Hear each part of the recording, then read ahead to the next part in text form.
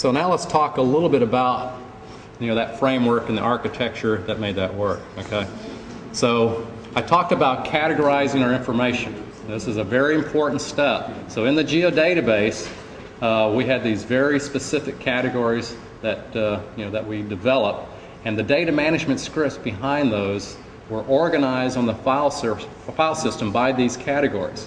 So if I were developing a script for concessions, it would be in a concession folder.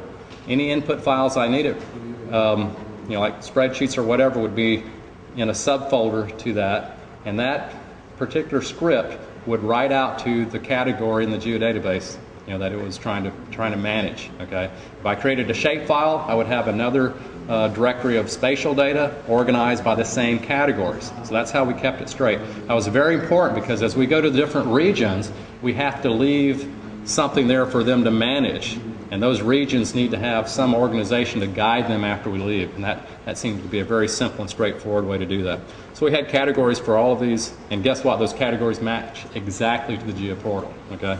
So when you get ready to publish, it's very easy to go to the folder, publish the content, and then move on. This is kind of the flow. This is what we implemented at Egypt, but this will be the model for all of the other regions as well. So you see here we have our spatial database. It's kind of the foundation. That's in Houston. We load some vendor data called probe, and we use that as kind of base map information. That actually gets spatialized into some of the other local geodatabases that we're using. So if you look on the right-hand side here, these are the data stores that we're writing to from our FME scripts. So these data stores are writing to both Egypt and back to Houston. Now, why are we doing that?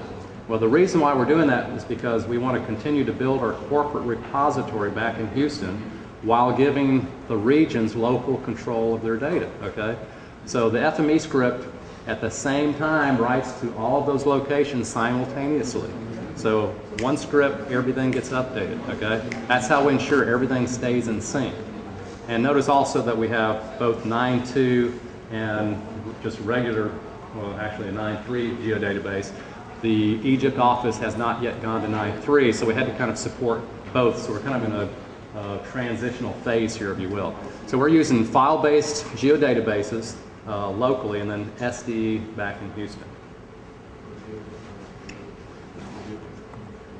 Okay, so here's a few things we picked up along the way. So pros and cons of Silverlight. That's my sister, by the way. No, just kidding. So Silverlight is, as you can see, it's fast, okay? And it's very easy to use. How many people like Silverlight better than WebADF? Yeah, I mean, it just looks so much better. It's just such a nice interface.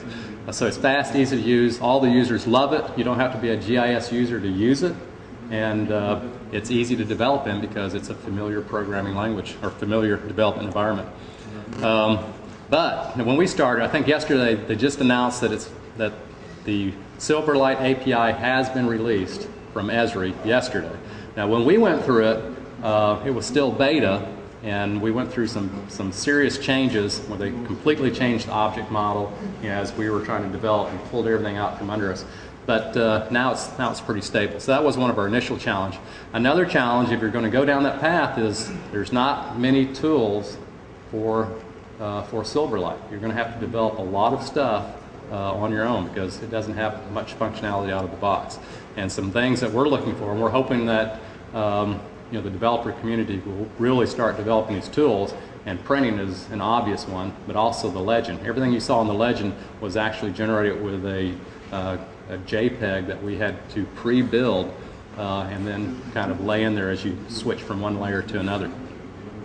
The plugin was not part of our corporate image, so every time we went to somebody's computer we had to install that. It only took a few minutes, but we now have that as part of the corporate build, but that could be a consideration as well. And Silverlight does not support native HTML rendering. My developer put that in there. I'm not quite sure what that means, but something to consider.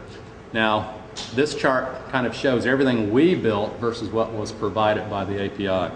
So you can see there's so many things that you're going to have to be responsible for, and it kind of suggests that if you are consuming these these new viewers, you have to have somebody other than geotech. You have to have a developer on your staff to actually make these things happen. We use prototypes quite a bit as we develop this. Now, if you start to develop something and you have a blank piece of paper, you know, people can't tell you what they need, what they want, but as soon as you show them something, it's obvious whether it fits the purpose, right?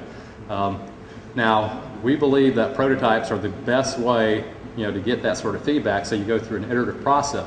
Now, there is one caveat. There's one area that you really need to have right even in the prototype. And what area is that?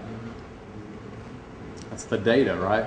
Because where's my house, right? I mean, the first thing people are going to want to do is go right to their data, and if it's not there, guess what? The system sucks. Right. Even though you've told them 10 times it's in data, it's prototype, you know, it sucks.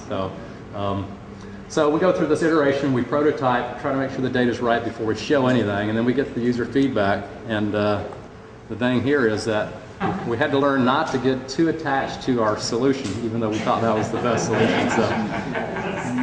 So as you go through the process, make sure you're flexible.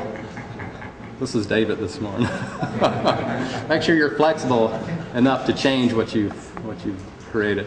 And I can't emphasize this enough. The whole idea behind Silverlight is keep it simple, okay? You don't want to over-engineer. You don't want to add stuff that people aren't going to use. So bigger is not necessarily better, and more capability is not necessarily more usability. So keep it simple, okay? But once you get it right, you know, the users will come, and if you've done a good job, they'll be delighted with what you've done, okay?